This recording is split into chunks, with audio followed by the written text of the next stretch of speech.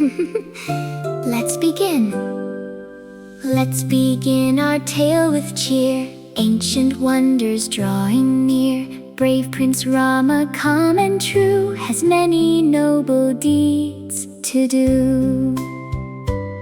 Sage Vishwamitra smiled with pride. Stay beside me, he replied. A sacred Yajna now would start, with peaceful prayers from every heart.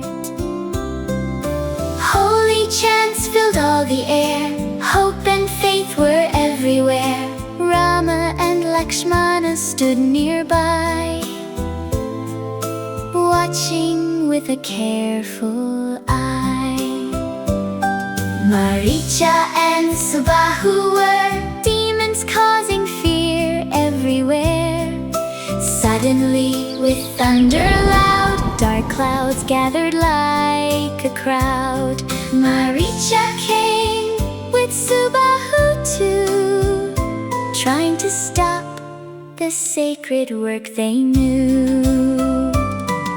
Rama raised his mighty bow, his courage started brightly to glow. Maricha flew far, far away. Subahu could no longer stay. The Yajna ended safe and bright, filled with joy and holy light. Truth and courage shine so bright, helping goodness win the fight. Strong and gentle, kind each day, love will always lead the way. Now to Mithila they would go, where many wonders they would know. Along the path so calm and still stood an old and silent hill. There lives Ahalya, the sage explained. Waiting through the years she remained. Ahalya, wise and kind was she, waiting to be finally free. Long ago a curse was laid, till Rama's holy steps were made. Rama walked with gentle grace, a peaceful smile upon his face. Rama's holy touch set her free. The curse was gone, her heart was light.